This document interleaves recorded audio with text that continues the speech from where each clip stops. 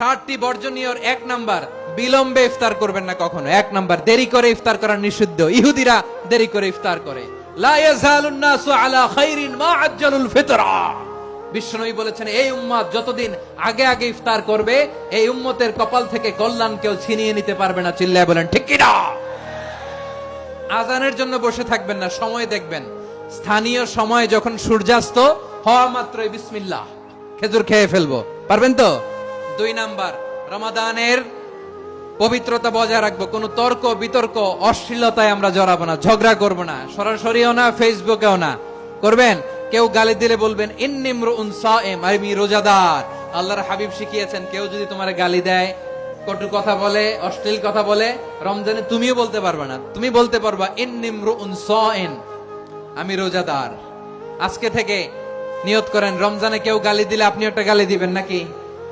কি বলবেন? রোজাদার, রমজানের পবিত্রতা আমি ভঙ্গ করতে পারবো না। অশ্লীল নাটক সিনেমা আমরা দেখবো না। ব্যাড হ্যাবিট থাকলে রমাদানে এটা ছাড়ার মহা সুযোগ। স্মোকিং এর অভ্যাস আছে অনেকের, ঠিক কিনা? যদি কারো থাকে, কে করে হাত তোলালাম না আমি। এই রমাদানে এই স্মোকিং হ্যাবিট থেকে আমরা বেরিয়ে আসবো, ঠিক কিনা বলেন? 3 নাম্বার, আমরা মিথ্যা বলবো না। বিশ্বনবী বলেন, মানলাম ইয়াদা কাওলা যুরি ওয়াল আমালা বিহি ফালাইসা লিল্লাহি হাজাতুন ফি আইয়াদা তাআমাহু ওয়া শারাবা। যে রমজানে মিথ্যা কথা, মিথ্যা কাজ, মিথ্যা সাক্ষী ছাড়তে পারে নাই, তার না খেয়ে থাকা, উপবাস থাকা দিয়ে আল্লাহর কিছু যায় আসে না। এজন্য মিথ্যার সাথে আমাদের কোনো সম্পর্ক আছে? মিথ্যা বলবো না। 4 নাম্বার, অপচয় করব না।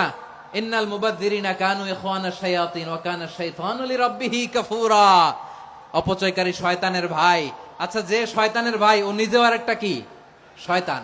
অপচয় করব না। ইফতারি করতে যে আমরা অনেকে অপচয় করি, এগুলো করবেন আপনারা না। অপব্যয় করব না। 5 নাম্বারে, রিয়া, লোক দেখানো ইবাদত আমরা করব না। লোক দেখানোর জন্য নামাজ, রোজা, জিকির, তেলাওয়াত, দান সদকা এগুলো করলে আল্লাহর দরবারে এগুলো কবুল হবে। বিশ্বনবী বলেন, দাজ্জালের ফিতনার চেয়ে একটা বড় ফিতনার ভয় আমি করি। সেটা কি? আর রিয়া, শো অফ মেন্টালিটি, লোক দেখানো মানসিকতা। এটা থেকে আমরা বিরত থাকবো ইনশাআল্লাহ। 6 নাম্বার, অনেক গুরুত্বপূর্ণ। ব্যবসায়ী ভাইয়েরা, অনেক অসাধু ব্যবসায়ী আছে, রমজান আসলে নিত্য প্রয়োজনীয় পণ্যের মূল্য বৃদ্ধি করে দেয়। এরকম আছে না নাই? এগুলো করবেন না। মজুদদারি করবেন না। পণ্যের কৃত্রিম সংকট বাজারে করবেন না। আপনি লাখ টাকা কামায়া ভাবছেন যে রোজাদারদের কষ্ট দিয়ে ধনী হবেন।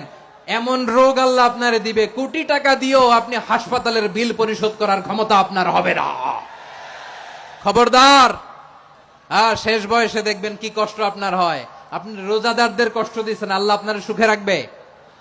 আল্লাহর দোহাই লাগে, আমার ব্যবসায়ী ভাইয়েরা এটা করবেন না। আরব বিশ্বে আমরা দেখেছি, আরব বিশ্বের ব্যবসায়ীরা সারা বছরে ব্যবসা করে, রমজানে ভর্তুকি দেয়। আর আমার দেশের কিছু অসাধু ব্যবসায়ী রমজানে গলাকাটা ব্যবসা করে আর সারা বছর সেইটার উপর দিয়ে চলে। চিল্লায় বলেন ঠিক কিনা? করবেন না, এটা করবেন না। নিত্য প্রয়োজনীয় পণ্যের মূল্য বৃদ্ধি করা হারাম। পণ্যের কৃত্রিম সংকট তৈরি করা হারাম। মজুদদারি করা হারাম। রোজাদারদেরকে কষ্ট দেয়া হারাম। এটা করবেন না। 7 নাম্বারে সর্বশেষ কথা, অধীনস্থ যারা আছে তাদের কাজের চাপ আপনারা কমিয়ে দিবেন। কাজের লোক, ফ্যাক্টরির ওয়ার্কার, স্টাফ, তাদের প্রতি যদি রহম করেন, আপনার উপর রহম করবে কে? এই পবিত্র রমাদানের 7টা করণীয়, 7টা বর্জনীয় মনে রাখা যাবে তো ইনশাআল্লাহ? রমজানের 7টা করণীয় এবং বর্জনীয় যে আমরা শুনলাম, পালন করার তৌফিক দান করো।